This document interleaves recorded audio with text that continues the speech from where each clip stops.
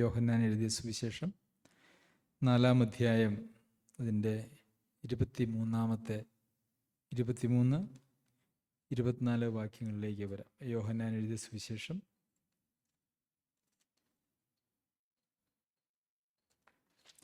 4-ാം അധ്യായം അതിൻ്റെ 23 24 വാക്യങ്ങൾ. നമ്മളവിടെ ഇപ്രകാരമാണ് വായിക്കുന്നത്: സത്യനമസ്കാരികൾ പിതാവിനെ ആത്മാവിലും സത്യത്തിലും നമസ്കരിക്കുന്ന നാഴിക വരുന്നു, ഇപ്പോൾ വന്നുമിരിക്കുന്നു.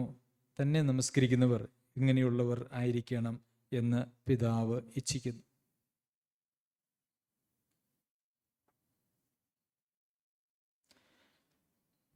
അനേക പ്രസംഗങ്ങൾ ചെയ്തിട്ടുള്ളതായ ഒരു വേദഭാഗമാണ് ഈ വേദഭാഗം.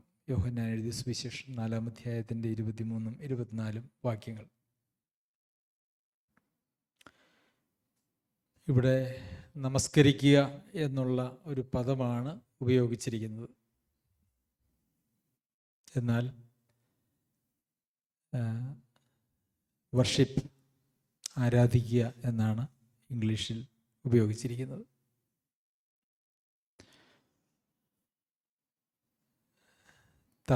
പല തർജ്ജമകൾ തമ്മിലുള്ളതായ ചെറിയ ചെറിയ വ്യത്യാസങ്ങളാണ് ഇങ്ങനെയുള്ള വ്യത്യാസങ്ങൾക്ക് കാരണം.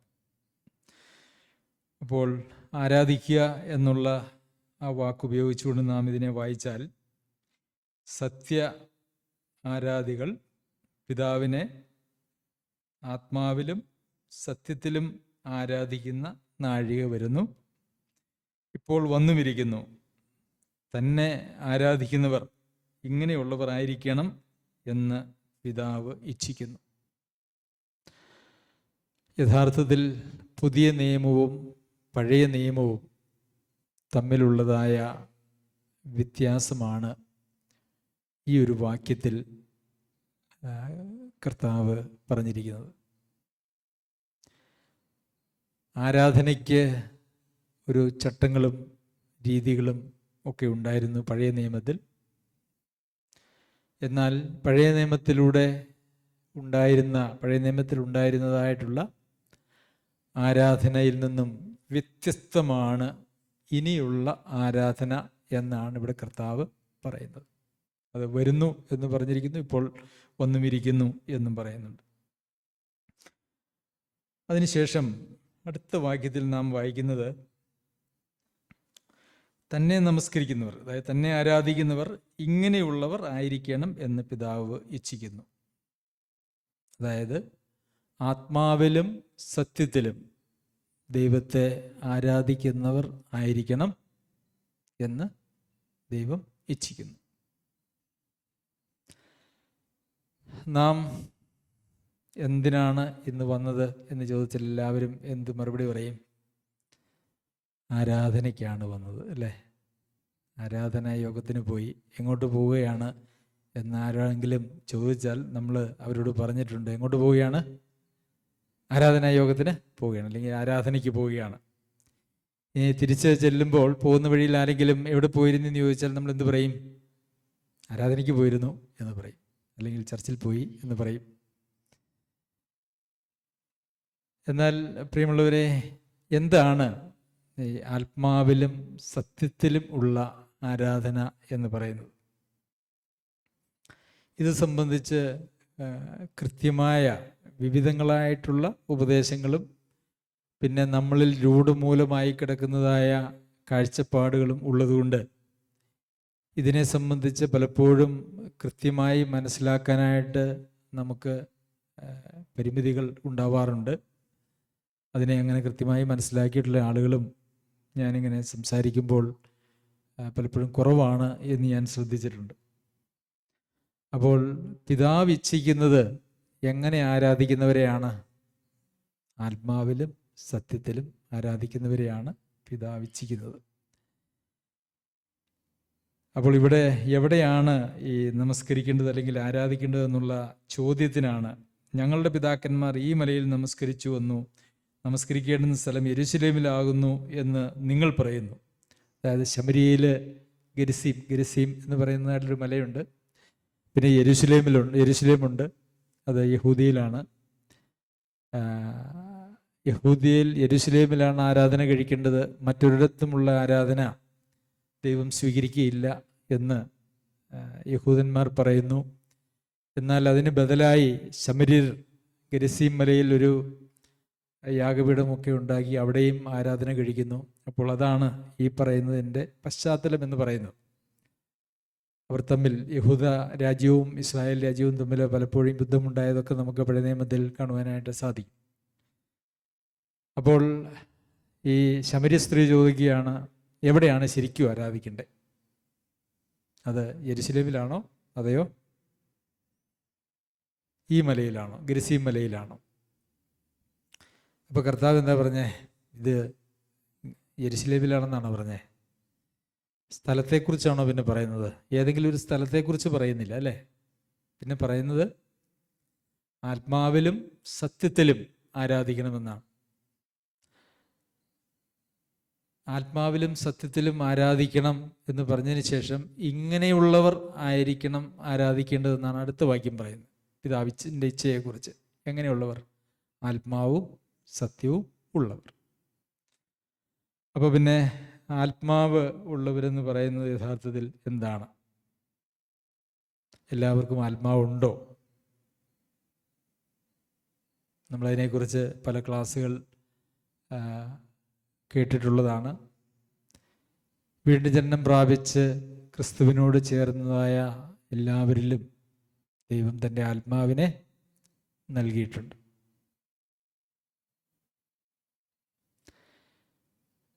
അപ്പോൾ ആത്മാവിനെ നമുക്ക് ലഭിക്കുമ്പോൾ എന്തെങ്കിലും അടയാളങ്ങൾ ഉണ്ടാകുമോ എന്ന് ചോദിച്ചാൽ ഉണ്ടാകണമെന്ന് നിർബന്ധമൊന്നുമില്ല. അങ്ങനെ ഉണ്ടായതായിട്ടും ഉണ്ടാകാത്തതുമായിട്ടുള്ള അനുഭവങ്ങൾ നമുക്ക് അപ്പോസ്തല പ്രവൃത്തികളിൽ കാണുവാനായിട്ട് കഴിയും. ആദ്യം 3000 പേരെ രക്ഷിക്കപ്പെട്ട സമയത്ത് പരിശുദ്ധാത്മാവ് അവരുടെ മേൽ വന്നപ്പോൾ എന്തെങ്കിലും അടയാളം അവരിൽ ഉണ്ടായതായിട്ട് നമ്മൾ വായിക്കുന്നില്ല. എന്നാൽ 120 പേര്, ഏകദേശം 120 പേരുള്ള സംഘത്തിന്മേൽ പരിശുദ്ധാത്മാവ് വന്നപ്പോൾ അവർ തമ്മിൽ അന്യഭാഷകളിൽ സംസാരിച്ചു എന്ന് നമ്മൾ കാണുന്നുണ്ട്. അപ്പോൾ എന്നാൽ യോഹന്നാൻ എഴുതിയ സുവിശേഷം 3-ാം അധ്യായത്തിൽ നിക്കോദോമസിനോട് ആത്മാവിനാലും ജലത്താലും വീണ്ടും ജനിക്കുന്നതിനെക്കുറിച്ച് പറയുമ്പോൾ അതെങ്ങനെയാണ് സാധിക്കുക എന്നൊക്കെ പറഞ്ഞപ്പോൾ അവിടെ കർത്താവ് പറയുന്നത്, ആത്മാവിൽ ജനിക്കുന്നവൻ കാറ്റ് പോലെയാകുന്നു, അത് എവിടെ നിന്ന് വരുന്നു എങ്ങോട്ട് പോകുന്നു ഇതൊന്നും അറിയുന്നില്ല. അപ്പോൾ ആത്മാവിനാൽ വീണ്ടും ജനനം പ്രാപിക്കുമ്പോൾ എന്തെങ്കിലും ഒരു പ്രത്യക്ഷമായിട്ടുള്ള വലിയ ഒരു അത്ഭുതമോ ഒരു ഫീലിങ്ങോ ഒക്കെ ഉണ്ടാവണം എന്ന് ചിന്തിക്കുന്നതിൽ അർത്ഥമൊന്നുമില്ല എന്നുള്ളത് നമുക്കറിയാം. ശരി, ആത്മാവിൽ ആരാധിക്കുന്ന അല്ലെങ്കിൽ ആത്മാവിലും സത്യത്തിലും ഉള്ള ആരാധന എന്ന് പറയുമ്പോൾ നമ്മൾ വീണ്ടും ജനനം പ്രാപിക്കുന്നതായിട്ടുള്ള സഭയിലെ അംഗങ്ങളായിരിക്കുന്ന ആളുകളിൽ അവരിൽ വീണ്ടും ജനനം പ്രാപിക്കുമ്പോൾ വരുന്നതായിട്ടുള്ള വ്യത്യാസം നാം കൃത്യമായിട്ട് മനസ്സിലാക്കേണ്ടതുണ്ട്. വീണ്ടും ജനനം പ്രാപിക്കുന്നതിന് മുമ്പ് വീണ്ടും ജനനം പ്രാപിക്കുക എന്നാണ് പറയുന്നത്. അപ്പോൾ ഒരു ജനനമാണ് യഥാർത്ഥത്തിൽ രക്ഷയിൽ നടക്കുന്നത്. അപ്പോൾ അവിടെ ഒരു ജനനം നടക്കണമെങ്കിൽ അതിനു മുമ്പ് എന്തായിരുന്നിരിക്കണം ഉണ്ടായിരുന്ന അവസ്ഥ? ഒന്നുകിൽ ഒന്നും ഉണ്ടാകാൻ പാടില്ല, ഒന്നുമില്ലാതിരുന്നിടത്ത് നിന്ന് ഒരു ജന്മം ഉണ്ടാകും. അല്ലെങ്കിൽ എന്ത് സംഭവിക്കണം? മരിച്ചിരിക്കണം അല്ലേ. മരിച്ച ഒരാളെ ജീവിപ്പിക്കാൻ കഴിയും, അല്ലെങ്കിൽ ഇല്ലാതിരുന്ന ഒരാൾക്ക് ജനിക്കുവാൻ കഴിയും. എന്നാൽ നമ്മളെല്ലാവരും ഉണ്ടായിരുന്നു. അതാണ് എഫേസ്യർക്ക് എഴുതിയ ലേഖനത്തിലും കൊലോസ്യ ലേഖനത്തിലും ഒക്കെ നമ്മൾ വായിക്കുന്നത്. അതിക്രമങ്ങളിലും പാപങ്ങളിലും മരിച്ചവരായിരുന്ന നിങ്ങളെയും. അപ്പോൾ മരിച്ചവരായിട്ട് നാം എല്ലാവരും ഉണ്ടായിരുന്നു. എന്നാൽ ഒരു വീണ്ടും ജനനം നമുക്ക് സംഭവിക്കുകയാണ് ചെയ്യുന്നത്. അത് പരിശുദ്ധാത്മാവിൻ്റെ പ്രവർത്തനത്താലാണ്. ആത്മാവിനാലും ജലത്താലും വീണ്ടും ജനിച്ചില്ലെങ്കിൽ, അപ്പോൾ വീണ്ടും ജനനം എന്ന് പറയുന്നത് പരിശുദ്ധാത്മാവിൻ്റെ പ്രവർത്തനത്താലാണ്. അപ്പോൾ നമ്മുടെ ആത്മാവിന് യഥാർത്ഥത്തിൽ ആ സമയത്ത് ഒരു ജീവൻ ലഭിക്കുകയാണ് ചെയ്യുന്നത്. അപ്പോൾ രക്ഷിക്കപ്പെട്ട ഒരു വ്യക്തിയിൽ സംഭവിക്കുന്നതായിട്ടുള്ള രണ്ട് പ്രധാനപ്പെട്ട കാര്യങ്ങളുണ്ട്. എന്തൊക്കെയാണ്? ഒന്ന്, ആത്മീയമായി മരിച്ചിരുന്ന നമ്മുടെ ആത്മാവ് ജീവൻ പ്രാപിച്ചു. രണ്ടാമത്തെ കാര്യം എന്താ പറയാമോ?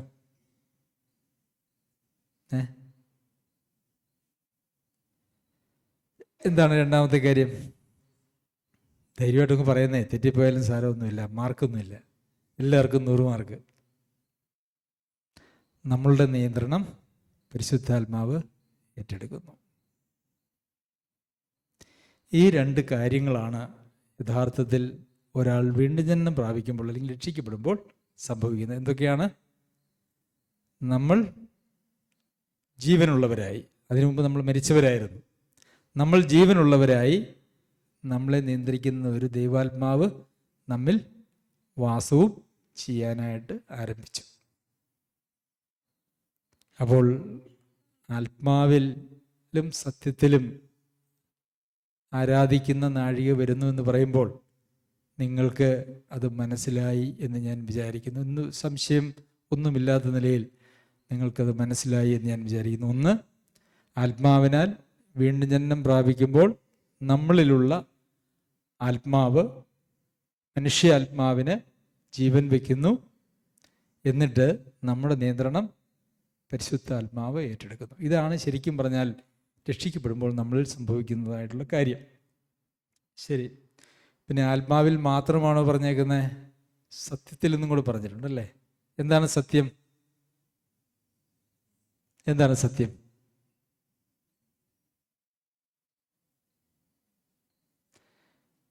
എന്താ സത്യം? എന്താ? പതുക്കെ ശുശുന്നൊക്കെ കേൾക്കാം, ശബ്ദം പുറത്തേക്ക് വരുന്നില്ല, ഉള്ളിൽ ബോധമുണ്ട്, മിണ്ടാൻ പറ്റുന്നില്ല എന്ന് പറയുന്ന ഒരവസ്ഥ അല്ലേ. ഈ സത്യം എന്നാൽ എന്ത് എന്ന് ഒരാൾ ചോദിച്ചു. അതാരാ? പീലാത്തോസ് ചോദിച്ചു, സത്യം എന്നാൽ എന്ത്? അപ്പോൾ അദ്ദേഹത്തിന് പോലും, ഒരു ഭരണാധികാരി ആയിരിക്കുന്ന ഒരു റോമൻ ഗവർണർക്ക് പോലും അറിയില്ലായിരുന്നു എന്താണ് ഈ സത്യം എന്നുള്ളത്. ശരിക്കും എന്താ സത്യം? വചനമാണ് സത്യം. അതെ അല്ലേ, വചനമാണ് സത്യം. വചനം ആരാണ്? യേശുവാണ്. അപ്പോൾ ആരാണ് സത്യം? യേശുവാണ് സത്യം. വഴിയും സത്യവും ജീവനും ഞാനാകുന്നു, എന്നിലൂടെ അല്ലാതെ ആരും പിതാവിൻ്റെ അടുക്കൽ എത്തുന്നില്ല. സത്യത്താൽ അവരെ വിശുദ്ധീകരിക്കണമേ, നിന്റെ വചനം സത്യമാകും. സത്യമറിയുകയും സത്യം നിങ്ങളെ സ്വതന്ത്രരാക്കുകയും ചെയ്യും. അപ്പോൾ നമുക്ക് സ്വാതന്ത്ര്യം നൽകുന്ന വചനമാകുന്ന ക്രിസ്തുവാണ് സത്യം. നമ്മൾ രക്ഷിക്കപ്പെടുമ്പോൾ ആരോടാണ് ചേർന്നത്? ക്രിസ്തുവിനോടാണ് ചേർന്നത് അല്ലേ. ക്രിസ്തുവിനോട് ചേർന്നിരിക്കുന്ന നാം എല്ലാവരും ക്രിസ്തുവിനെ ധരിച്ചിരിക്കുന്നു. ഗലാത്യ ലേഖനം 3-ാം അധ്യായത്തിലാണ് നമ്മളങ്ങനെ വായിക്കുന്നത്. അപ്പോൾ ആരാധിക്കുന്നവർ എങ്ങനെയുള്ളവരായിരിക്കണം? ഒന്ന്, വീണ്ടും ജനനം പ്രാപിച്ച് നമ്മുടെ ആത്മാവിന് ജീവൻ കിട്ടിയവരായിരിക്കണം. 2, പരിശുദ്ധാത്മാവിനാൽ നിയന്ത്രിക്കപ്പെടുന്നവരായിരിക്കണം. 3, എന്താണ്? ക്രിസ്തുവിനോട് ചേർന്ന് ക്രിസ്തുവിനെ ധരിച്ച് അങ്ങനെ ക്രിസ്തുവിൽ ജീവിക്കുന്ന, ക്രിസ്തുവിൽ വചനം സത്യമുണ്ട്, ക്രിസ്തു സത്യമാണ്. അപ്പോൾ ക്രിസ്തുവിൽ വസിക്കുന്ന, എന്നിൽ വസിക്കുക എന്നാണ് പറയുന്നത് അല്ലേ. അല്ലെങ്കിൽ നാം ക്രിസ്തുവിൽ വസിക്കുക, അല്ലെങ്കിൽ ക്രിസ്തു നമ്മിൽ വസിക്കുക. അപ്പോൾ സത്യ നമസ്കാരികൾ അല്ലെങ്കിൽ സത്യ ആരാധകർ എന്ന് പറയുന്നത് ക്രിസ്തുവിൽ വസിച്ചുകൊണ്ട്, ക്രിസ്തുവാകുന്ന സത്യത്തിൽ, വചനമാകുന്ന സത്യത്തിൽ വസിച്ചുകൊണ്ട് ആത്മാവിൽ ജീവൻ പ്രാപിച്ചവരായി ആത്മാവിനാൽ നിയന്ത്രിക്കപ്പെടുന്നവർ ആണ് എന്നെ ആരാധിക്കേണ്ടത് എന്ന് പിതാവ് ഇച്ഛിക്കുന്നു. എല്ലാവർക്കും അത് മനസ്സിലായി എന്ന് ഞാൻ വിചാരിക്കുന്നു. ശരിയല്ലേ സോര? ബാബു സോര? ശരിയാണ്. അപ്പോൾ ഇതിനെക്കുറിച്ച് ആർക്കും ഒരു തർക്കവും വേണ്ട. ആത്മാവിൽ ആരാധിക്കുക എന്നൊക്കെ പറഞ്ഞാൽ ഇന്ന് പല സഭകളിലും അതിനെയൊക്കെ ആത്മാവ് സമം അന്യഭാഷ എന്നാണ് അനേക സ്ഥലങ്ങളിലും ഉള്ളത്. അങ്ങനെയൊരു പരിപാടിയില്ല. ആത്മാവ് പിന്നെ എന്തിനാണ് ദൈവം ഈ കർത്താവ് തന്നെ താൻ ജീവിച്ചിരിക്കുന്ന കാലത്ത് ആത്മാവിനെ ഇങ്ങോട്ട് അയക്കുന്നതിനെ കുറിച്ച് പറഞ്ഞു അല്ലേ? എന്താണ് ആത്മാവിനെ അയക്കാനുള്ള കാരണങ്ങൾ പറഞ്ഞിരിക്കുന്നത്? ഞാൻ നിങ്ങളോട് കൽപ്പിച്ചതൊക്കെയും അവൻ നിങ്ങളെ ഓർമ്മിപ്പിക്കും. അപ്പോൾ പരിശുദ്ധാത്മാവിൻ്റെ പ്രവർത്തനത്തിൽ ഒന്നെന്താണ്? ഓർമ്മിപ്പിക്കുക. എന്താണ് ഓർമ്മിപ്പിക്കുക? കർത്താവ് അവരെ പഠിപ്പിച്ചതെല്ലാം, അതായത് ദൈവത്തിൻ്റെ കർത്താവിൻ്റെ വചനം അവർക്ക് ആവശ്യമുള്ള സമയത്ത് അവരെ ഓർമ്മിപ്പിച്ച് അവർക്ക് ആ സത്യത്തിൻ്റെ വഴിയിൽ നടക്കാനായിട്ട് സാധിക്കും. അങ്ങനെയാണ് പരിശുദ്ധാത്മാവിനെ അനുസരിച്ച് നടക്കുക, അല്ലെങ്കിൽ പരിശുദ്ധാത്മാവിനാൽ നിയന്ത്രിക്കപ്പെടുക എന്ന് പറഞ്ഞാൽ, ആത്മാവ് നമ്മളിലേക്ക്, നമ്മൾ തെറ്റിപ്പോകുന്ന ഒരു സാഹചര്യം വന്നാൽ അപ്പോൾ തന്നെ നമ്മളിലേക്ക് ആത്മാവ് ഒരു ഓർമ്മപ്പെടുത്തൽ കൊണ്ടുവരും. ഇത് തെറ്റാണ് കേട്ടോ, ഇതല്ല കേട്ടോ, അല്ലെങ്കിൽ അതാണ് കേട്ടോ എന്നൊക്കെ പറഞ്ഞ് നമ്മെ ഓർമ്മിപ്പിക്കും. പിന്നെ പരിശുദ്ധാത്മാവ് ചെയ്യുന്ന മറ്റൊരു കാര്യം എന്താണ്? സകല സത്യത്തിലും നമ്മെ വഴി നടത്തും അല്ലേ? രണ്ട് രീതിയിൽ അത് പ്രയോഗിച്ചിരിക്കുന്നു എന്ന് മാത്രമേ ഉള്ളൂ.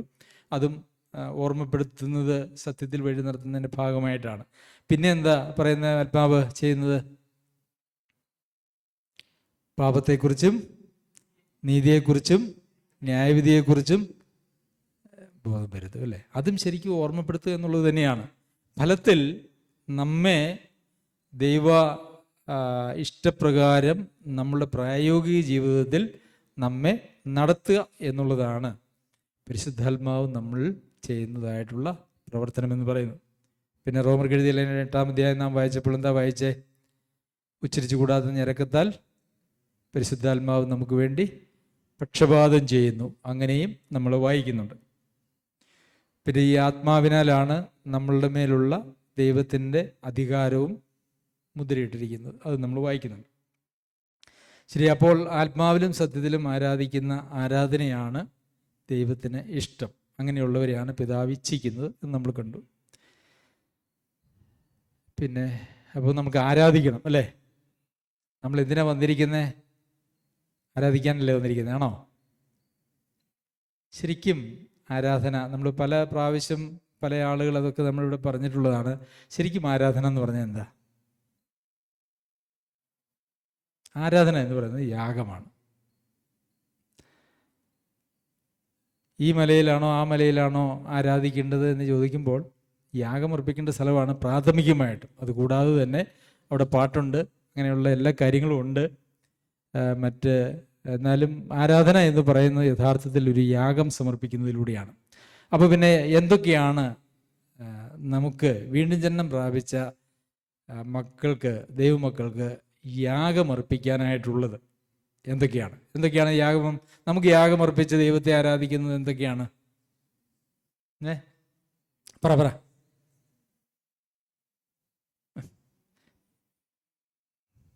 ബോധമുണ്ട്, മിണ്ടാൻ പറ്റുന്നില്ല. ഉള്ളി ബോധമുണ്ട്, മിണ്ടാൻ പറ്റുന്നില്ല. എന്തൊക്കെയാണ് സിജിമോളെ? എന്തൊക്കെയാ? സ്തുതി സ്തോത്ര യാഗങ്ങൾ അല്ലേ? നമ്മളത് എവിടെയാ വായിക്കുന്നേ? എബ്രായർക്ക് എഴുതിയ ലേഖനം 13-ാം അധ്യായത്തിലുണ്ട്. അതുകൊണ്ട് അവൻ മുഖാന്തരം നാം ദൈവത്തിന് അവൻ്റെ നാമത്തെ ഏറ്റുപറയുന്ന അധരബലം എന്ന സ്തോത്രയാഗം ഇടപെടാതെ അർപ്പിക്കുക അല്ലേ? അപ്പം അതിനാണോ നമ്മളിവിടെ വന്നിരിക്കുന്നേ? ആണോ? അതെയോ? അതെ. ആരാ പറഞ്ഞ അതേന്ന്? അതെ, ശരിയാണ്. ഒരർത്ഥത്തിൽ ശരിയാണ്. എന്നാൽ എല്ലാ അർത്ഥത്തിലും അത് ശരിയല്ല. കാരണം ആ വാക്യം നമ്മൾ ശ്രദ്ധിച്ച് വായിച്ചാൽ അധരബലം എന്ന സ്തോത്രയാഗം ഞായറാഴ്ച അർപ്പിക്കാനാണ് പറഞ്ഞേക്കുന്നത്? ആഴ്ചവട്ടത്തിൻ്റെ 1-ാം നാൾ അർപ്പിക്കാനാണോ പറഞ്ഞേക്കുന്നത്? നിങ്ങൾ ഒരുമിച്ച് കൂടുമ്പോൾ അർപ്പിക്കാനാണോ പറഞ്ഞേക്കുന്നത്? അല്ല അല്ലേ? അത് ഇടപെടാതെ അർപ്പിക്കുക. അപ്പം പിന്നെ ഞായറാഴ്ച വന്നതിൻ്റെ ഉദ്ദേശം അതാണെന്ന് പറയാൻ പറ്റുമോ? നമ്മൾ ഓരോരുത്തരും നമ്മളുടെ ജീവിതത്തിൽ നമ്മൾ അങ്ങനെ ഇടപെടാതെ സ്തോത്രം അർപ്പിച്ചുകൊണ്ട് ജീവിക്കേണ്ടവരാണ്. അപ്പം ഞായറാഴ്ച വരുമ്പോൾ നമ്മൾ ഒരുമിച്ച് നമുക്കെല്ലാവരും സഭയായിട്ട് നമുക്ക് നൽകിയ നന്മകളെ ഓർത്ത് നമുക്ക് സ്തോത്രം ചെയ്യുന്നുണ്ട്. അതൊരു ശരിയാണ്. അപ്പോൾ നമുക്ക് യാഗമർപ്പിക്കാനായിട്ട്, യാഗമാണ് ആരാധന എന്ന് പറഞ്ഞല്ലോ. അപ്പോൾ അതിലൊരു യാഗമാണ് സ്തോത്രം, സ്തുതി എന്നൊക്കെ പറയുന്നത്. അത് പറഞ്ഞതിന് ശേഷം ലേഖനകാരൻ വീണ്ടും അവിടെ വെച്ച് പറയാതെ, അവിടെ വെച്ച് നിർത്താതെ പെട്ടെന്ന് വേറെ 2 യാഗങ്ങളെക്കുറിച്ച് പറയുന്നുണ്ട്. അതെന്തൊക്കെയാ? ഇടപെടാതെ അർപ്പിക്കുക, നന്മ ചെയ്യുവാനും കൂട്ടായ്മ കാണിക്കുവാനും മറക്കരുത്, ഈ വക യാഗത്തിലല്ലോ ദൈവം പ്രസാദിക്കുന്നത്. അപ്പൊ പിന്നെ ഇടപെടാതെ അർപ്പിക്കുന്ന ഒരു കാര്യമുണ്ട്, പക്ഷേ ദൈവം പ്രസാദിക്കുന്ന വേറെ 2 യാഗങ്ങളെക്കുറിച്ച് പ്രത്യേകമായിട്ട് എടുത്തു പറയുകയാണ്. എന്തൊക്കെയാണ്? നന്മ ചെയ്യുവാനും കൂട്ടായ്മ കാണിക്കുവാനും മറക്കരുത്. ഇത് നമ്മളെപ്പോഴും ചെയ്യുന്നതാ? നമ്മൾ അർപ്പിക്കുന്ന യാഗമാണല്ലോ. ഇത് നമ്മൾ ഞായറാഴ്ച ചെയ്യുന്നതാണോ? നന്മ ചെയ്യുകയും കൂട്ടായ്മ കാണിക്കുകയും അതിനങ്ങനെ സമയമൊന്നുമില്ല അല്ലേ? ഉണ്ടോ? സമയപരിധിയൊന്നുമില്ല.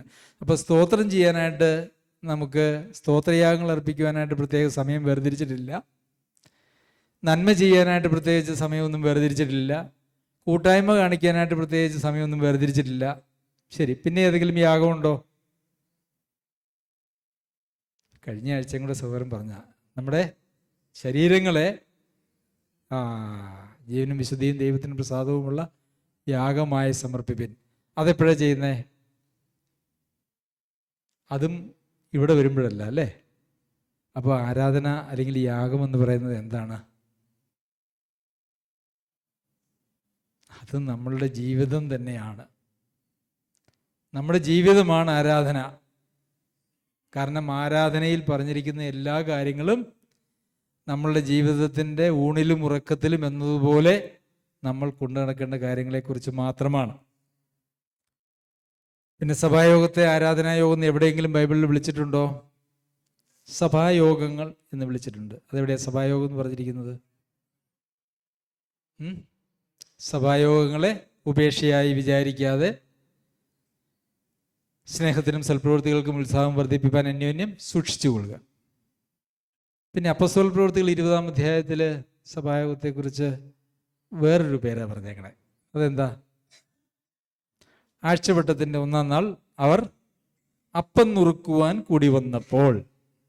അപ്പോൾ സഭായോഗം എന്തിനായിരുന്നു? അപ്പം നുറുക്കാനായിട്ട് കൂടി വന്ന യോഗമായിരുന്നു. അപ്പോസ്തല പ്രവൃത്തികൾ 2-ാമത്തെ അധ്യായത്തിൽ അവിടെയും നമ്മൾ കാണുന്നത് ദിനംപ്രതി ചേർത്തുകൊണ്ടിരുന്നു. പിന്നെ വിശ്വസിച്ചവരുടെ ഹൃദയം,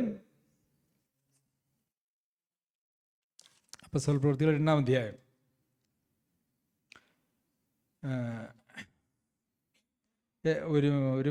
പങ്കിടുകയും ഒരുമനപ്പെട്ട് ദിനംപ്രതി ദേവാലയത്തിൽ കൂടി വരികയും വീട്ടിൽ അപ്പം നുറുക്കിക്കൊണ്ട് ഉല്ലാസവും ഹൃദയപരമാർത്ഥതയും പൂണ്ട് ഭക്ഷണം കഴിക്കുകയും ദൈവത്തെ സ്തുതിക്കുകയും സകല ജനത്തിൻ്റെയും കൃപ അനുഭവിക്കുകയും ചെയ്തു.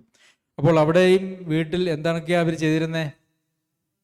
അപ്പം നുറുക്കി ഉല്ലാസവും ഹൃദയപരമാർത്ഥതയും കൊണ്ട് അവർ ഭക്ഷണം കഴിച്ചു, ദൈവത്തെ സ്തുതിച്ചു അല്ലേ?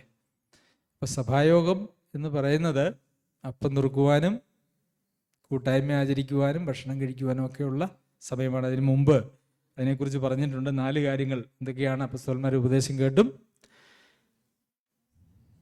പിന്നെ കൂട്ടായ്മ അയച്ചും പ്രാർത്ഥന കഴിച്ചും അപ്പം നുറുക്കിയും പോന്നു. ഈ അപ്പോസ്തല പ്രവൃത്തികൾ എഴുതിയിരിക്കുന്നത് ഏകദേശം AD 70 ശേഷമാണെന്നാണ്. ഈ അപ്പോസ്തല പ്രവൃത്തികൾ 2-ാമത്തെ അധ്യായത്തിൽ സംഭവിക്കുന്നതായിട്ടുള്ള കാര്യം AD 29-30 കാലഘട്ടങ്ങളിലാണ്. അപ്പോൾ AD 29-30 കാലഘട്ടങ്ങളിൽ അങ്ങനെയായിരുന്നു. അവരുടെ സഭയുടെ പ്രവർത്തനങ്ങളെക്കുറിച്ച് AD 70 ശേഷം അപ്പോസ്തല പ്രവൃത്തികൾ ലൂക്കോസ് എഴുതുമ്പോൾ അവിടെയും അവരത് ചെയ്തു പോന്നു എന്നാണ് പറഞ്ഞിരിക്കുന്നത്. 1-ാം നൂറ്റാണ്ടിലെ സഭയുടെ ചരിത്രമെടുത്താൽ അവർ സഭായോഗം കൂടിയിരുന്നത് 2 കാര്യത്തിനായിരുന്നു. ഏറ്റവും പ്രധാനപ്പെട്ട 2 കാര്യം. 1 അപ്പം നുറുക്കുവാൻ, 2 കൂട്ടായ്മ ആചരിക്കുവാൻ. അങ്ങനെ അവർ കൂടി വന്നപ്പോൾ അവർ സ്തുതിക്കുകയും ചെയ്തു, കർത്താവിനെ സ്തുതിക്കുകയും ചെയ്തു, പ്രാർത്ഥിക്കുകയും ചെയ്തു, വചനവും കേട്ടു. അതാണ് അതിൻ്റെ യാഥാർത്ഥ്യമെന്ന് പറയുന്നത്. അപ്പോൾ ഞായറാഴ്ചത്തെ നമ്മുടെ സഭായോഗത്തിൻ്റെ ലക്ഷ്യം, ഏറ്റവും പ്രഥമമായ 2 ലക്ഷ്യങ്ങൾ എന്ന് പറയുന്നത് അപ്പം നുറുക്കുക, കൂട്ടായ്മ ആചരിക്കുക. അങ്ങനെ നമ്മൾ ഒരുമിച്ച് കൂടുമ്പോൾ ദൈവത്തെ സ്തുതിക്കുന്നു, മഹത്വപ്പെടുത്തുന്നു, നമ്മൾ കൂട്ടായ്മ പിന്നെ നമ്മൾ വചനം പിടിക്കുന്നു, അതൊക്കെ നമ്മൾ ചെയ്യുന്നു. അപ്പോൾ ഇതിനെ ആരാധനായോഗം എന്ന് വിളിക്കാൻ വല്ല വകുപ്പും ഉണ്ടോ? ആരാധന എന്ന് പറയുന്നത് നമ്മുടെ ജീവിതമാണ്. പിന്നെ നമ്മൾ സ്തുതി സ്തോത്രയാഗങ്ങൾ അർപ്പിക്കുന്നതിനെ ആരാധിക്കുന്നു എന്ന് പറയുന്നതിൽ യാതൊരു തെറ്റുമില്ല. കാരണം അതും ഒരു യാഗമായിട്ട് ബൈബിളിൽ പറഞ്ഞിട്ടുണ്ട് എന്നുള്ളതുകൊണ്ട്. അപ്പം ഇന്ന് നമുക്ക് ഉള്ള ഒരു വലിയ സാധ്യത എന്താണ്? സൂം, യൂട്യൂബൊക്കെ അല്ലേ. ഇന്ന് നമ്മൾ സഭായോഗങ്ങൾക്ക് പകരമായിട്ട് നമ്മുടെ സൂമിലൊക്കെ ഇപ്പോഴും ആളുകളുണ്ട്. ഇവിടെ വരാൻ കഴിയാത്തതായിട്ടുള്ള, യാതൊരു നിർവാഹവും ഇല്ലാത്തതായിട്ടുള്ള ആളുകളാണ്. അവരെ ഞാൻ അതിൽ നിന്ന് ഒഴിവാക്കുന്നു. അല്ലാതെ സൂമിൽ ഞാൻ കുടിക്കോളാം എന്ന് പറയുമ്പോൾ യഥാർത്ഥത്തിൽ സഭായോഗത്തിൻ്റെ എന്തെങ്കിലും ഏറ്റവും പ്രാധാന്യമുള്ള കാര്യങ്ങൾ ഇവിടെ നടക്കുന്നുണ്ടോ? ഇല്ല, അല്ലേ? ഇല്ല. പിന്നെ ഒരാൾക്ക് ഒരു രീതിയിലും വരാനായിട്ട് സാധിക്കാത്ത ഒരു സമയത്ത് അതിൽ പങ്കെടുക്കുക എന്നുള്ളത് അതിൻ്റെ ഒരു മിനിമം കാര്യമാണ്. അപ്പോൾ സഭായോഗത്തിന് ആരെങ്കിലും വരാൻ പറ്റിയില്ലെങ്കിൽ സൂമിലും വേണ്ട എന്നല്ല ഞാൻ പറഞ്ഞത്. അതിന് അത്രത്തോളം ഗുണമുണ്ട് എന്നുള്ളത് ഒരു യാഥാർത്ഥ്യമാണ്. പക്ഷേ സഭായോഗങ്ങൾക്ക് പകരമായിട്ട് ഒരിക്കലും സൂം മീറ്റിംഗ് ഇരിക്കുന്നില്ല. ശരി, ഈ പഴയ നിയമത്തിലെ ആരാധനയെക്കുറിച്ച് പറയുമ്പോൾ അവിടെ സ്ഥലമുണ്ട്. പിന്നെ ഈ പഴയ നിയമത്തിലെ ആരാധനയ്ക്ക് നമുക്കറിയാം ഒരു മ്യൂസിക് ടീമൊക്കെ ഉണ്ടായിരുന്നു അല്ലേ. കോരഹ് പുത്രന്മാരുടെ നേതൃത്വത്തിൽ ഒരു മ്യൂസിക് ടീം ഉണ്ടായിരുന്നു. പിന്നെ എല്ലാ മ്യൂസിക്കൽ ഇൻസ്ട്രുമെൻസും ഉണ്ടായിരുന്നു അല്ലേ. സങ്കീർത്തനങ്ങളിൽ നമ്മളൊരു ലിസ്റ്റ് തന്നെ വായിക്കുന്നുണ്ട് മ്യൂസിക്കൽ ഇൻസ്ട്രുമെൻസിനെ കുറിച്ച്. പിന്നെ ഡാൻസ് ഉണ്ടായിരുന്നു ഇല്ലേ. ഡാൻസ് ഉണ്ടായിരുന്നു. ദാവീദ് ഡാൻസ് ചെയ്തു എന്ന് പറഞ്ഞു. പിന്നെ എന്താ ഉണ്ടായിരുന്നേ? വലിയ ഒച്ചയും ബഹളവും ഒക്കെ ഉണ്ടായിരുന്നു. ഉണ്ടോ? ഉണ്ടായിരുന്നു പഴയ നിയമത്തിൽ. പുതിയ നിയമത്തിൽ എവിടെയെങ്കിലും അങ്ങനെ നമ്മൾ കാണുന്നുണ്ടോ? അങ്ങനെ അല്ല, ഒരു ഗ്ലാസ് വീണതാ, സാരമില്ല, അനർത്ഥങ്ങളൊന്നും സംഭവിച്ചിട്ടില്ല. അപ്പോൾ പുതിയ നിയമത്തിൽ അങ്ങനെ വലിയ ഒച്ചപ്പാടുകളോ അതല്ല എങ്കിൽ മ്യൂസിക്കൽ ഇൻസ്ട്രുമെൻസും മ്യൂസിക് ടീമും അങ്ങനെയൊന്നുള്ള യാതൊരു സൂചന പോലും പുതിയ നിയമത്തിൽ ഇല്ല. എന്നാൽ പഴയ നിയമത്തിൽ അങ്ങനെയൊക്കെ ഉണ്ടായിരുന്നു. അപ്പോൾ ഈ പഴയ നിയമത്തിലെ ആരാധന ആത്മാവിലും സത്യത്തിലും അല്ല, ശരിയാണോ? പുതിയ നിയമത്തിൽ ആത്മാവിലും സത്യത്തിലുമാണ്. അവിടെ ഇതൊന്നുമില്ല. പഴയ നിയമത്തിൽ ആത്മാവിലും സത്യത്തിലും അല്ല. ആ മലയിലും അല്ല, ഈ മലയിലും അല്ല. പഴയ നിയമത്തിലെ ആരാധന എന്ന് പറയുന്നത് ആത്മാവിലും സത്യത്തിലും അല്ല. കാരണം അന്ന് ദൈവമക്കളിൽ അല്ലെങ്കിൽ മനുഷ്യരിൽ ദൈവാത്മാവിന് വാസം ചെയ്യുവാനായിട്ട് കഴിയുമായിരുന്നില്ല. അതുകൊണ്ട് തന്നെ അവരെ നിയന്ത്രിക്കുവാനായിട്ടും ദൈവാത്മാവിന് കഴിയുമായിരുന്നില്ല. കാരണം എന്താണ്? കർത്താവിൻ്റെ യാഗമരണവും അതിലൂടെയുള്ള വീണ്ടെടുപ്പും അല്ലെങ്കിൽ ശുദ്ധീകരണവും മനുഷ്യന് ഇല്ലായിരുന്നു. അതുകൊണ്ട് അവരിൽ ആരിലും ആത്മാവ് അവരിൽ വാസം ചെയ്യുക എന്ന് പറയുന്നതോ അവർക്ക് ജീവൻ കൊടുക്കുക എന്ന് പറയുന്നതോ അസാധ്യമായിട്ടുള്ളൊരു കാര്യമായിരുന്നു. അതുകൊണ്ട് ആത്മാവിലും സത്യത്തിലും അല്ലാത്ത ആരാധനയിൽ ഉണ്ടായിരുന്നത് എന്തൊക്കെയാ? കുറെ ജഡത്തിൻ്റെ അല്ലെങ്കിൽ ദേഹിയുടെ ദേഹിക്ക് മുൻതൂക്കം കൊടുത്തുകൊണ്ടുള്ള ആരാധനയായിരുന്നു പഴയ നിയമത്തിലുണ്ടായിരുന്നത്. അതാണ് പാട്ടും ബഹളവും ഒച്ചപ്പാടും മ്യൂസിക്കൽ ഇൻസ്ട്രുമെൻസും പിന്നെ പ്രത്യേക സ്ഥലവും ഒക്കെ വേണമായിരുന്നു. പുതിയ നിയമത്തിലെ ആരാധനയ്ക്ക് ഒരു സ്ഥലത്തിൻ്റെ പരിമിതികളൊന്നുമില്ല എന്ന് നമ്മൾ കണ്ടു. പക്ഷെ പഴയ നിയമത്തിലെ ആരാധന ദേഹിയിലുള്ള അല്ലെങ്കിൽ ജഡത്തിലുള്ള ഒരു ആരാധനയായിരുന്നു എന്നുള്ളത് കൊണ്ട് അതിനൊത്തിരി പരിമിതികളുണ്ടായിരുന്നു, അതിന് നിയമങ്ങളുണ്ടായിരുന്നു. പുതിയ നിയമത്തിൽ ഏതെങ്കിലും നമ്മൾ പറഞ്ഞ ആരാധനയ്ക്ക് നിയമങ്ങളുണ്ടോ? ഒന്നുമില്ല. നമുക്ക് സ്തുതി സ്തോത്രയാഗങ്ങൾ അർപ്പിക്കുന്നത് നിങ്ങൾ എഴുന്നേറ്റ് രാവിലെ ഇത്ര മണി മുതൽ ഇത്ര മണി വരെ ഇന്ന പശ്ചാത്തലത്തിരുന്നു കൊണ്ട് ഇന്ന ദിശയിലേക്ക് നോക്കിക്കൊണ്ടായിരിക്കണം ചെയ്യേണ്ടത്. വല്ല നിയമങ്ങളുണ്ടോ? ഇല്ല. കിടക്കുമ്പോൾ ചെയ്യാം, ജോലി ചെയ്യുമ്പോൾ ചെയ്യാം, ഇതെല്ലാം നമുക്ക് ചെയ്യാം. പഴയ നിയമത്തിലെ ആരാധന എന്ന് പറയുന്നത് ഇങ്ങനെയൊന്നുമല്ലായിരുന്നു. അത് ഒരു ദേഹിയുടെ പെർഫോമൻസ് ആയിരുന്നു. പുതിയ നിയമത്തിൽ ആത്മാവിലും സത്യത്തിലുമുള്ള ആരാധന. ഇപ്പം ഞാൻ പറഞ്ഞു വന്നപ്പോൾ നിങ്ങൾക്ക് മനസ്സിലായി കാണും, ഇന്ന് ഈ പഴയ നിയമ ആരാധന കൊണ്ടുവന്ന് ഈ പുതിയ നിയമസഭയെ തെറ്റിച്ച് കളയുന്ന വലിയ ഒരു വഞ്ചനയുടെ കാലഘട്ടമാണിത്. ശരിയല്ലേ? ഇന്ന് സിജിമോൾ വന്നപ്പോൾ നല്ല ഉഷാറ് പാട്ടൊക്കെ ആയിരുന്നു അല്ലേ? ഇന്ന് നല്ല പാട്ടൊക്കെ ഉണ്ടായിരുന്നു, എല്ലാവരും നല്ല ശബ്ദത്തിലൊക്കെ ഒന്ന് സ്തോത്രമൊക്കെ ചെയ്തു. ഇന്നത്തെ ആരാധന വലിയ കുഴപ്പമില്ലായിരുന്നു അല്ലേ? നമ്മൾക്ക് അങ്ങനെ തോന്നാറില്ലേ? അങ്ങനെ പറയാറില്ലേ? അങ്ങനെ തോന്നുന്നില്ലേ? കാരണം എന്താ? നല്ല ശബ്ദത്തിൽ പാട്ടുപാടി നല്ല ശബ്ദത്തിൽ സ്തോത്രം ചെയ്തു, കൈയടിച്ചു. ഞാൻ കൈയടിക്കുമ്പോൾ എൻ്റെ അടുത്ത് ഡേസി ആംഗ്യം കാണിക്കും, കൈ ഒട്ടല്ലേ, പാടാൻ പറ്റത്തില്ല എന്ന് പറഞ്ഞുകൊണ്ട്. അപ്പം അതുകൊണ്ട് ഞാൻ പിന്നെ അനുസരിച്ച് കീഴടങ്ങി കൈകൊട്ടലങ്ങ് നിർത്തി. അപ്പം നമ്മളെന്താ, നമ്മുടെ ആരാധന എന്ന് പറയുന്നത് അത് നല്ലതാകുന്നു എന്ന് നമ്മൾ ചിന്തിക്കുന്നത് എപ്പോഴാണ്?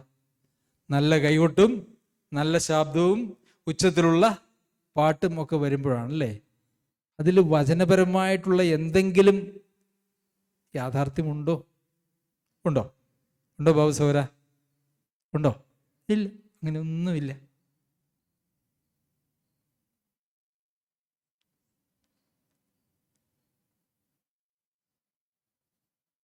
അതുകൊണ്ട് നമ്മൾ ഒരു യാഥാർത്ഥ്യത്തിലേക്ക് വരണം. എന്താണ് യാഥാർത്ഥ്യം?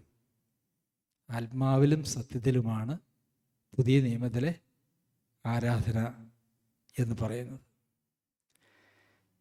ആരാധന, സഭായോഗം അതിൻ്റെ ലക്ഷ്യം എന്താണ്? ആരാധിക്കുക എന്നുള്ളതാണോ? ആണോ? സഭായോഗത്തിൻ്റെ ലക്ഷ്യം എന്താ? സ്നേഹത്തിനും സൽപ്രവൃത്തികൾക്കും ഉത്സാഹം വർദ്ധിപ്പിക്കുക. അപ്പം ലക്ഷ്യം പോലും നാം അങ്ങനെ കൂടി വരുന്നതിൻ്റെ ലക്ഷ്യം എന്ന് പറയുന്നത് കൊണ്ട് ഉണ്ടാകേണ്ടതായിട്ടുള്ള ഫലം എന്ന് പറയുന്നത് സ്നേഹം. ഓരോ മീറ്റിംഗ് കഴിയുമ്പോഴും നമ്മൾ തമ്മിലുള്ളതായ സ്നേഹം വർദ്ധിച്ചു വരണം. പിന്നെ എന്ത് വർദ്ധിച്ചു വരണം? സൽപ്രവൃത്തികളും വർദ്ധിച്ചു വരണം. അങ്ങനെ വരുന്നുണ്ടോ? സ്നേഹവും സൽപ്രവൃത്തികളും ഓരോ ഞായറാഴ്ച കഴിയുമ്പോഴും കൂടി വരുന്നുണ്ടോ? കുറഞ്ഞു വരുന്നുണ്ട്. അപ്പം എന്തോ ഒരു വലിയ ആത്മീക പ്രശ്നം ഉണ്ട് എന്നുള്ളതാണ് അതിൻ്റെ അർത്ഥം. പലപ്പോഴും സഭായോഗങ്ങൾ നമ്മൾ അങ്ങനെ ഗൗരവമായി കാണാറില്ല അല്ലേ? എന്താ കാരണം? പലപ്പോഴും ക്ഷീണമെന്നോ പ്രയാസമെന്നോ അങ്ങനെയൊക്കെ നമ്മൾ പറഞ്ഞ്, ഇവിടെയല്ല കേട്ടോ, ഇവിടെ അങ്ങനത്തെ ഒരു പ്രശ്നമില്ല. എങ്കിലും പല സ്ഥലങ്ങളിലും സഭായോഗത്തിന് പോകാതിരിക്കാൻ പ്രത്യേകിച്ചൊരു ന്യായവും കാണുന്നില്ല എങ്കിൽ സഭായോഗത്തിന് പോകുന്ന ആളുകളുണ്ട്. ഇന്ന് ഒരു ന്യായമില്ല, ഒരു തലവേദന പോലും വന്നില്ല, ഒരു ജലദോഷം പോലും വന്നിട്ടില്ല, ക്ഷീണമാണെന്ന് പറയാനും പറ്റുന്നില്ല, ഇന്ന് രാവിലെ എഴുന്നേറ്റപ്പോൾ നല്ല ഉഷാറായി, എന്നാൽ പിന്നെ പോയേക്കാം എന്ന് വിചാരിക്കുന്ന ഞാൻ സത്യം പറയുകയാണ്, അങ്ങനെ വിചാരിക്കുന്ന ഒത്തിരി ആളുകളുണ്ട്. പ്രിയമുള്ളവരെ, ഞാനതിനെക്കുറിച്ച് ഓർത്തപ്പോൾ ഞാൻ നമ്മുടെ ഒരു സഹോദരിയെക്കുറിച്ച്, എന്തിയ സഹോദരിയോട് ഇല്ലേ, തലവേദനയായിട്ട് പോയി. ഓക്കെ, രമണി സിസ്റ്റർ രാവിലെ 3-3:30 എഴുന്നേറ്റിട്ട് വീട്ടിലുള്ള എല്ലാവർക്കും രാവിലത്തേക്കും ഉച്ചത്തേക്കുമുള്ള ഭക്ഷണമൊക്കെ തയ്യാറാക്കി ചെയ്യേണ്ട കാര്യങ്ങളൊക്കെ ചെയ്ത്, പിന്നെ ബസ് സ്റ്റോപ്പിൽ വന്ന് ഒരു ബസ് കയറി ഇറങ്ങി, അടുത്ത ബസ് കയറി ഇറങ്ങി, പിന്നെ നമ്മൾ കൊണ്ടുവരും. അങ്ങനെയാണ് വരുന്നത്. അപ്പം ഞാനൊരു ദിവസം സഹോദരിയോട് ചോദിച്ചു, സഹോദരി ഒത്തിരി ബുദ്ധിമുട്ടുണ്ടല്ലേ വരാൻ? ഒരു ബുദ്ധിമുട്ടുമില്ല സഹോദരൻ, എനിക്ക് ഭയങ്കര സന്തോഷം. ഇതെന്താ സഹോദരൻ ഇത് ബുദ്ധിമുട്ടാന്ന് എന്നോട് പറയണേ? അവിടെ വന്നിരുന്ന സമയം പോകുന്ന പോലും ഞാൻ അറിയുന്നില്ല. ഒരു ബുദ്ധിമുട്ടുമില്ല, അങ്ങനെ പറയല്ലേ എന്ന് പറഞ്ഞു. പിന്നെ മറ്റൊരു തമാശ എന്താണെന്നറിയാമോ? ഇന്ന് മേരി സഹോദരി രമണി സഹോദരിയും കൂടെ രാവിലെ രാജസിസ്റ്ററിൻ്റെ വീട്ടിൽ രാജസിസ്റ്ററിൻ്റെ അമ്മേനെയും കൂടെ പോയി കണ്ടിട്ട് ആണ് അവിടെ നിന്നാണ് വരുന്നത്.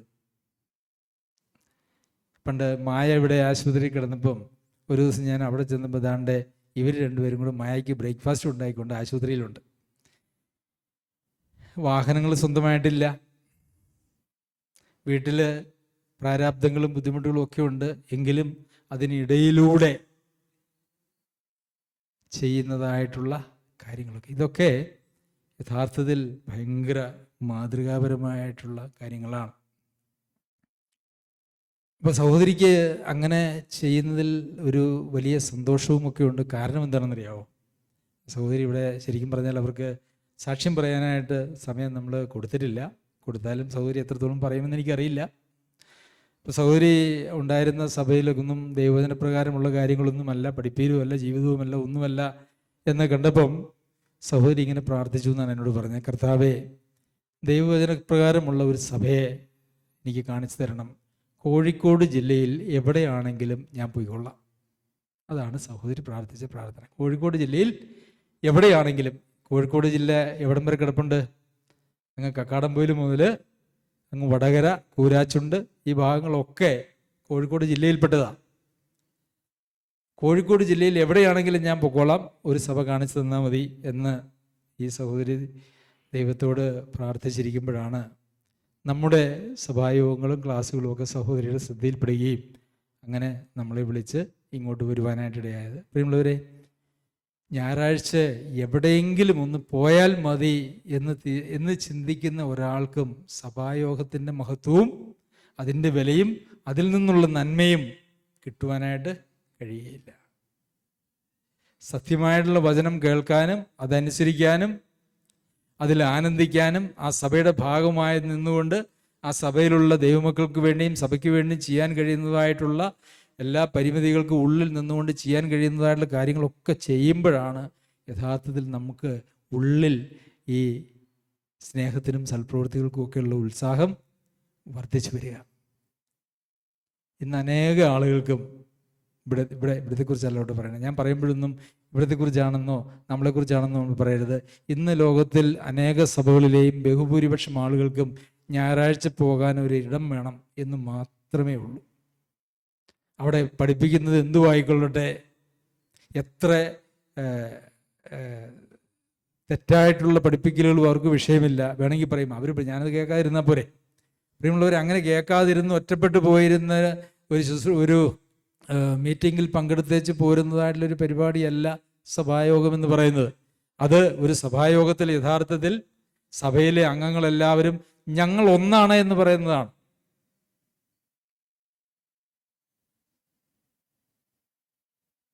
ഒന്നല്ലാതെ മാറി ഒരാൾ സഭായോഗത്തിലുണ്ടെങ്കിൽ അവരെക്കുറിച്ച് യൂദാ ലേഖനത്തിൽ പറഞ്ഞിരിക്കുന്നത് മറിഞ്ഞു കിടക്കുന്ന പാറകൾ. ഞാൻ ഈ സഭയുടെ ഭാഗമാണ്, സഭയാകുന്ന ക്രിസ്തുവിൻ്റെ ശരീരമാകുന്ന സഭയിലെ ഒരംഗമാണ് ഞാൻ എന്ന് നമ്മളെക്കുറിച്ച് തന്നെ ചിന്തിച്ചാൽ നമുക്കൊരിക്കലും സഭായോഗത്തെ ലക്ഷ്യമായിട്ട് എടുക്കുവാനായിട്ട് കഴിയില്ല.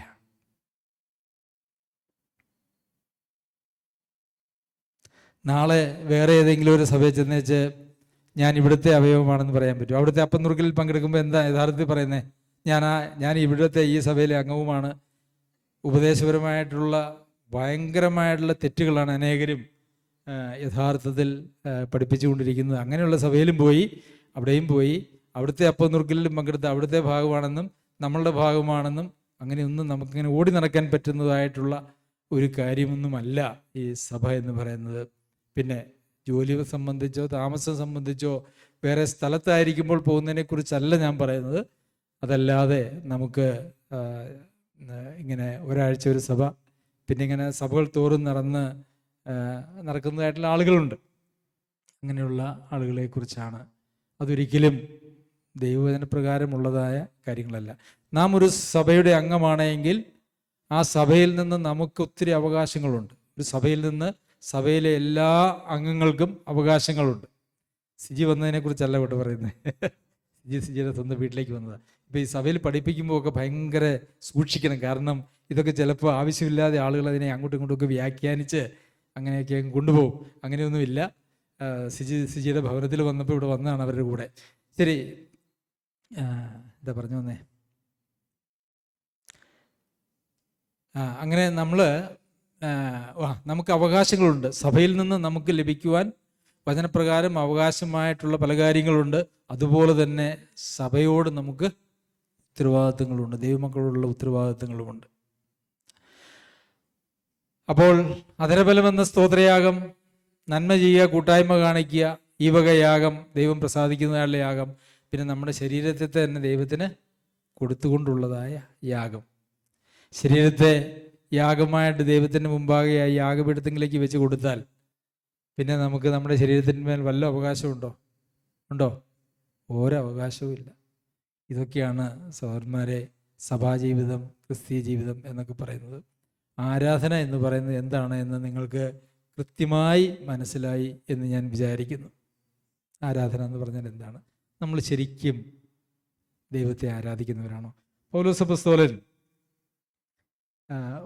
റോമർക്ക് എഴുതിയ ലേഖനം 1-ാം അധ്യായത്തിൻ്റെ 10-ാം വാക്യത്തിൽ ഇങ്ങനെയാണ് നാം വായിക്കുന്നത്: അവൻ്റെ പുത്രനെക്കുറിച്ചുള്ള സുവിശേഷ ഘോഷണത്തിൽ ഞാൻ എൻ്റെ ആത്മാവിൽ ആരാധിക്കുന്ന ദൈവം എനിക്ക് സാക്ഷി. ഞാൻ എൻ്റെ ആത്മാവിൽ ആരാധിക്കുന്ന ദൈവം എനിക്ക് സാക്ഷി.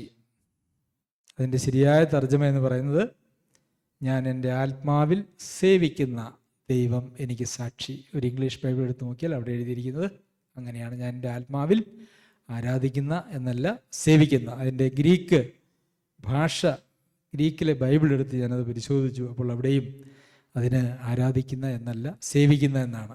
എന്നാൽ ഇത് രണ്ടും ഒന്ന് തന്നെയാണ്. ഈ ആരാധിക്കുക എന്ന് പറയുന്നതും സേവിക്കുക എന്ന് പറയുന്നതും ഇത് രണ്ടും ഒന്ന് തന്നെയാണ്. സേവിക്കുന്നതിലൂടെയാണ് നമ്മൾ ആരാധിക്കുന്നത്, ആരാധിക്കുന്നതിലൂടെ നാം സേവിക്കുകയാണ് ചെയ്യുന്നത്.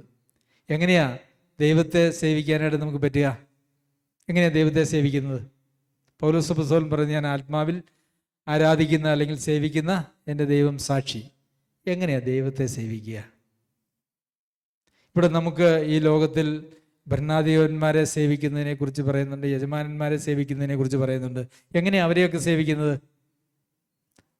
അവർ പറയുന്ന കാര്യങ്ങൾ ചെയ്യുന്നു അല്ലേ? അങ്ങനെയല്ലേ? അവരുടെ ഇഷ്ടം അറിഞ്ഞ് അവർ പറയുന്ന കാര്യങ്ങൾ ചെയ്യുന്നതിലൂടെയാണ് അവരെ സേവിക്കുന്നത്. അപ്പോൾ ദൈവത്തെ സേവിക്കുന്നത് എങ്ങനെയാ?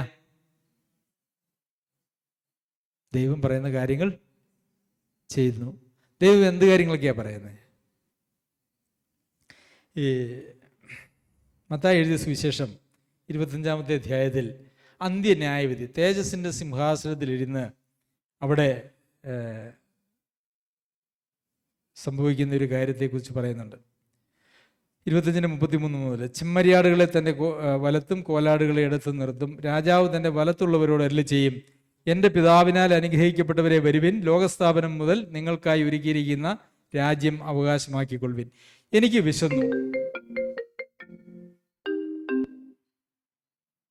വിശന്നു, നിങ്ങൾ എനിക്ക് ഭക്ഷിപ്പാൻ തന്നു. ദാഹിച്ചു, നിങ്ങൾ എനിക്ക് കുടിപ്പാൻ തന്നു. ഞാൻ അതിഥിയായിരുന്നു, നിങ്ങൾ എന്നെ ചേർത്തു. നഗ്നനായിരുന്നു, നിങ്ങൾ എന്നെ ഉടുപ്പിച്ചു. രോഗിയായിരുന്നു, നിങ്ങൾ എന്നെ കാണുവാൻ വന്നു. തടവിലായിരുന്നു, നിങ്ങൾ എൻ്റെ അടുക്കൽ വന്നു. അതിന് നീതിമാൻ അവനോട്, കർത്താവേ, ഞങ്ങൾ എപ്പോൾ നിന്നെ വിശന്ന് കണ്ടിട്ട് ഭക്ഷിപ്പാൻ തരികയോ ദാഹിച്ച് കണ്ടിട്ട് കുടിപ്പാൻ തരികയോ ചെയ്തു? ഞങ്ങളിപ്പോൾ നിന്നെ അതിഥിയായി കണ്ടിട്ട് ചേർത്ത് കൊള്ളുകയോ നഗ്നനായി കണ്ടിട്ട് ഉടുപ്പിക്കുകയോ ചെയ്തു? നിന്നെ രോഗിയായിട്ടോ തടവിലോ ഞങ്ങൾ എപ്പോൾ കണ്ടിട്ട് ഞങ്ങൾ നിന്റെ അടുക്കൽ വന്നു എന്ന് ഉത്തരം പറയും. രാജാവ് അവരോട്, എൻ്റെ ഈ ഏറ്റവും ചെറിയ സഹോദരന്മാരിൽ ഒരുത്തിന് നിങ്ങൾ ചെയ്തിടത്തോളം എല്ലാം എനിക്ക് ചെയ്തു എന്ന് ഞാൻ സത്യമായിട്ട് നിങ്ങളോട് പറയുന്നു എന്ന് അരുളി ചെയ്യും. അപ്പോൾ ഇവിടെ കുറച്ച് ചെയ്യുന്നതിനെക്കുറിച്ചാണ്. അപ്പോൾ ഈ ചെയ്തതിനെക്കുറിച്ചൊന്നും ഈ ചെയ്തവർക്ക് യാതൊരു ബോധ്യവുമില്ല, അവർക്കൊന്നും യാതൊരു അറിവുമില്ല എന്നാണ് നമുക്ക് അവിടെ കാണാനായിട്ട് കഴിയുന്നത്. ശരി, അവിടെ എന്തിനാണ് സഭായോഗം? സ്നേഹത്തിനും സൽപ്രവൃത്തികൾക്കും ഉത്സാഹം വർദ്ധിപ്പിക്കാൻ അല്ലേ?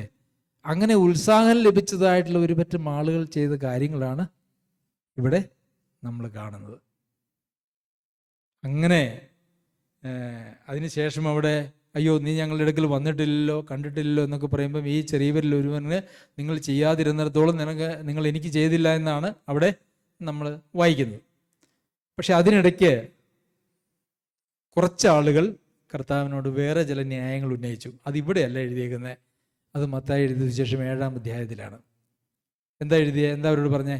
കർത്താവേ, അപ്പോൾ ഒരുപക്ഷെ വേറെ ചില ആളുകളോ അല്ലെങ്കിൽ ഈ രണ്ടാമത് പറഞ്ഞ ആളുകളോ ആയിരിക്കും. അവരെന്താ പറഞ്ഞെന്നറിയാവോ? കർത്താവേ, ഞങ്ങൾ നിന്റെ നാമത്തിൽ പ്രവചിച്ചില്ലേ, ഭൂതങ്ങളെ പുറത്താക്കിയില്ലേ, എത്രയോ വീര്യപ്രവൃത്തികൾ ഞങ്ങൾ ചെയ്തില്ലേ, കർത്താവേ കർത്താവേ എന്ന് വിളിച്ചുകൊണ്ട് ഞങ്ങൾ എത്രയോ ആരാധന ചെയ്തില്ലേ അല്ലേ? എന്നെ കർത്താവേ കർത്താവേ എന്ന് വിളിക്കുന്ന ഏവനുമല്ല എന്ന് അവിടെ എഴുതിയേക്കുന്നത്.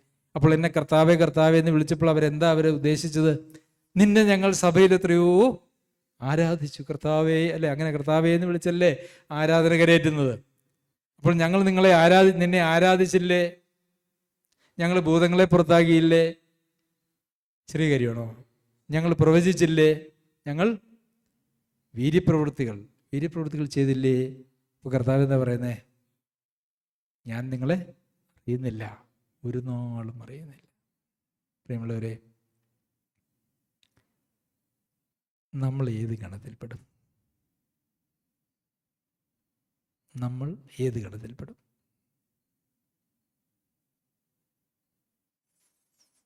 നമ്മൾ ആരാധിക്കുന്നവരുടെ ഗണത്തിൽപ്പെടും അല്ലേ? നമ്മൾ പ്രസംഗിക്കുന്നവരുടെ ഗണത്തിൽപ്പെടും.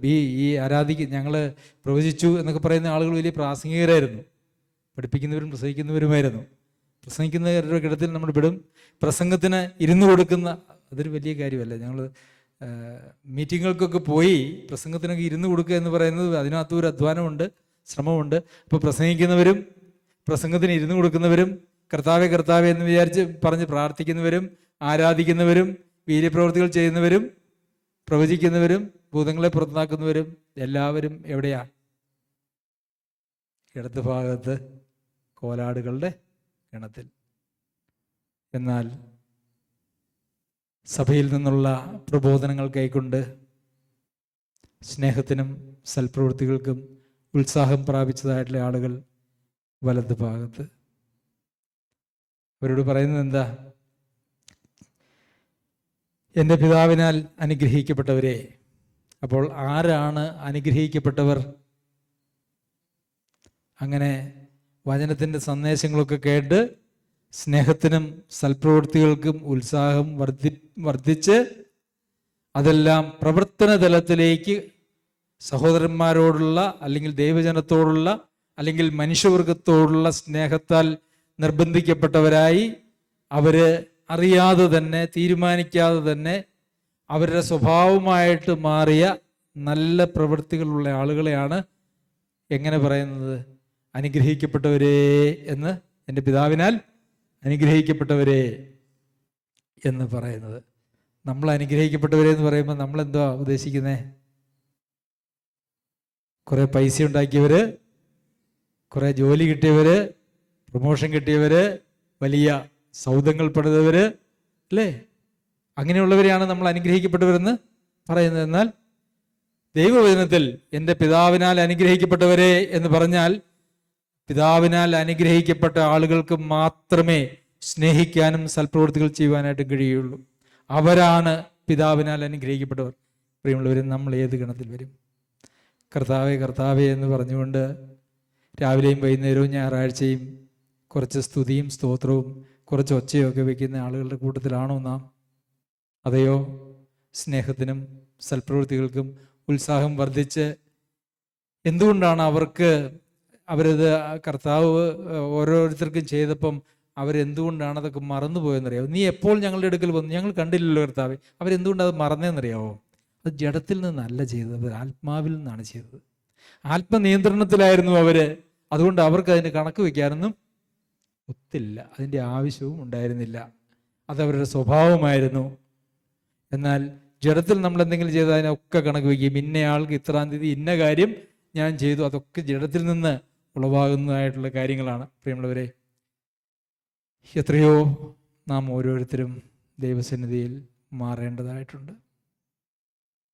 ഈ ഉപമ പറയുന്നതിന് തൊട്ട് മുമ്പ് 25-ാം അധ്യായത്തിൽ മറ്റൊരു ഉപമ കർത്താവ് പറഞ്ഞിട്ടാണ് ഇത് പറയുന്നത്. ഓരോരുത്തർക്കും താലന്തുകൾ കൊടുക്കുന്നതിനെ കുറിച്ചാണ്. ഓരോരുത്തർക്കും അവനവൻ്റെ പ്രാപ്തി പോലെ താലന്ത് കൊടുത്തു. നമുക്കെല്ലാവർക്കും ദൈവം തന്നിരിക്കുന്നതായിട്ടുള്ള പ്രാപ്തി വ്യത്യസ്തമാണ്. പ്രാപ്തിക്കടുത്ത് ഒത്ത് ദൈവം നൽകിയിരിക്കുന്നതായിട്ടുള്ള താലന്തുകളെ ദൈവരാജ്യത്തിനായി ഉപയോഗിക്കുവാൻ ദൈവം നമ്മെ സഹായിക്കട്ടെ. സഭായോഗം എന്തിന്? സഭായോഗം ആരാധനായോഗമാണോ? ആരാധന എന്ന് പറയുന്നത് എന്താണ്? സഭായോഗത്തിൻ്റെ പ്രാധാന്യം എന്താണ്? സഭായോഗത്തിലൂടെ നാം എത്തിച്ചേരേണ്ടത് ഏത് അവസ്ഥയിലാണ്? പിതാവിനാൽ അനുഗ്രഹിക്കപ്പെട്ടവർ ആരാണ്? ഇതൊക്കെയും ദൈവം നമ്മളോട് ഈ ദിവസം സംസാരിച്ചു. നമുക്ക് ദൈവത്തോട് നന്ദി പറയാം. നമുക്ക് അവൻ്റെ പരിശുദ്ധനാമം വാഴ്ത്തപ്പെടുമാറാകട്ടെ.